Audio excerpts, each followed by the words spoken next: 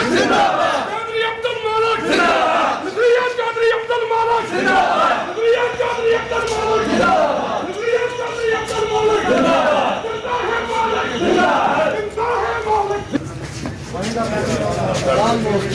ਇਹਨਾਂ ਨੂੰ ਪੁੱਛੋ ਕੋਟਲੇ ਦਾ ਕੋਈ ਬੰਦਾ ਹੈ ਜੀ ਕੋਟਲਾ ਰਮਲੀ ਖਾਨ ਦਾ ਕੋਈ ਬੰਦਾ ਠੀਕ ਹੈ ਅਸੀਂ ਇਹਨਾਂ ਨਾਲ ਸਾਥ ਦਿੱਤਾ ਆਪਣੇ ਹਲਕੇ ਦੇ ਅਮਨ ਵਾਸਤੇ ਲੇਕਿਨ ਸਾਡੇ ਤੇ ਕੋਈ ਮਸਲਤ ਕਰੇ ਮੈਂ ਪਹਿਲਾਂ ਵੀ ਗੁਜ਼ਾਰਿਸ਼ ਕਰ ਚੁੱਕੇ ਹਾਂ ਕਿ ਕੋਟਲਾ ਰਮਲੀ ਖਾਨ ਹੈ ਬੱਬਰ ਸ਼ੇਰਾਂ ਦੀ ਧਰਤੀ ਇੱਥੇ ਕੋਈ ਨਸਲ ਨਹੀਂ ਸਭ ਇੱਕ ਨੇ एक एक ऑलमोस्ट शामिल हो गए नदी जैसा आप बानी कौन है ਅਸੀਂ MPMN ਬਣੇ ਅਸੀਂ ਇਹਨਾਂ ਨੂੰ ਵੋਟ ਦਿੱਤੇ ਅਸਾਂ ਆਪਣਾ ਫੰਡ ਲਿਆ ਮੇਰੀ ਬਰਾਦਰੀ ਦੇ ਬਜ਼ੁਰਗਾਂ ਨੇ ਉਹਨਾਂ ਦੀ ਮਿਹਰਬਾਨੀ ਹੈ ਦੁਨੀਆ ਦੇ ਲੋਕ ਸਿੱਧ ਹੋ ਗਏ ਮਾਨੋ ਸਲਾਮ ਪੇਸ਼ ਕਰਨਾ ਆਪਣੀ ਅਰਬਾਂ ਰੁਪਏ ਦੀ ਪ੍ਰਾਪਤੀ ਕੋਈ ਤੋਤਿਆਂ ਨੂੰ ਬਾਜ਼ਾਂ ਦਾ ਰੰਗ ਦੇ ਕੇ ਤੇ ਸਾਡੇ ਤੇ ਕੋਈ ਆਖੇ ਬਾਦ ਨੇ ਤੇ ਅਸੀਂ ਨਹੀਂ ਮੰਨਦੇ ਕੋਟਲੇ ਦੀ ਆਵਾਮ ਵਾਸਤੇ ਕੀ ਮੈਸੇਜ ਦੇਣਾ ਚਾਹੋਗੇ ਸਰ? ਕੋਟਲੇ ਦੀ ਆਵਾਮ ਪੁਰਅਮਨ ਹੈ ਅਸੀਂ ਆਪਣੇ ਹੱਕ ਵਾਸਤੇ ਖੜੇ ਹੁੰਦੇ ਹਾਂ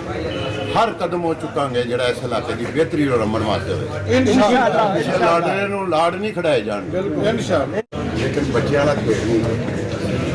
ਸਾਡੇ ਕੋਲ ਇਹ ਸਿਆਸਤ ਨਹੀਂ ਤੁਸੀਂ ਫੰਡ ਜਾਂਦੇ ਨੇ ਤੁਸੀਂ ਇਹਦੀ ਅਪਰੂਵਲ ਕਰਾਈ ਇਹਦਾ ਲੇਬਲ ਕਰਾਇਆ ਸਾਨੂੰ ਪਤਾ ਤਾਂ ਲੱਗੇ ਮੈਂ ਚੌਧਰੀ ਬਰਾਦਰਾਨ ਦਾ ਮੇਰੇ ਤੋਂ ਸਵਾਲ ਕੋਈ ਸਾਥੀ ਆਇਆ ਇਸ ਇਲਾਕੇ ਵਿੱਚ ਗੱਲ ਕਰੇ ਲੇਕਿਨ ਮੈਂ ਸਾਥੀ ਇਸ ਗੱਲੇ ਨਹੀਂ ਆਇਆ ਮੈਂ ਪਹਿਲਾਂ ਵੀ ਇਹਨਾਂ ਨੂੰ ਦੱਸਿਆ ਸੀ ਕਿ ਮੈਂ ਬਿਲਕੁਲ ਉਹ ਕੰਮ ਨਹੀਂ ਚੱਲਣ ਦੇਣਾ ਜਿਹਦੇ ਦੇ ਵਿੱਚ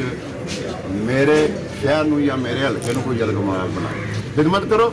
ਅੱਜ ਦੀ ਨਾਲ ਲੋਕਾਂ ਦੀ ਖਿਦਮਤ ਕਰੋ ਉਹ ਲੋਕਾਂ ਦਾ ਵੋਟ ਹਾਸਲ ਕਰੋ ਜਿਹੜਾ ਨਾ ਗੌਰਮੈਂਟ ਨੂੰ ਲੈ ਕੇ ਅਦਾਰਿਆਂ ਨੂੰ ਨਾਲ ਲੈ ਕੇ ਸਾਡੇ ਤੇ ਕੋਈ ਮੁਸਲਤ ਕਰਨਾ ਐਡਾ ਸ਼ੌਕ ਹੈ ਇੰਨੇ ਪੈਸੇ ਜੀ ਆਪਣਾ ਬਣਾ ਲਓ आप आज भी मुस्लिम लीग के काफ के साथ शामिल है ਮੈਂ ਕੋਟਲਾ ਰਬਲੀ ਖਾਨ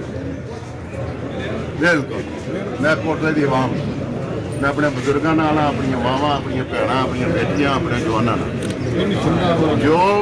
ਮੇਰੇ ਹਲਕੇ ਦੇ ਵਾਸਤੇ ਬਿਹਤਰ ਕਰੇਗਾ ਮੈਂ ਉਹਦੇ ਨਾਲ आइंदा जो इलेक्शन आ रहा है उसमें आप कौन सी पार्टी को ज्वाइन करेंगे ਚੱਲ ਆਇਆ ਸਾਡੇ ਵਾਲੀ ਪਾਰਟੀ ਦਾ ਸਮਝਾ ਲੈਣ ਉਹਨੇ ਕਿੱਧਰ ਚੱਲ पहले पार्टी चले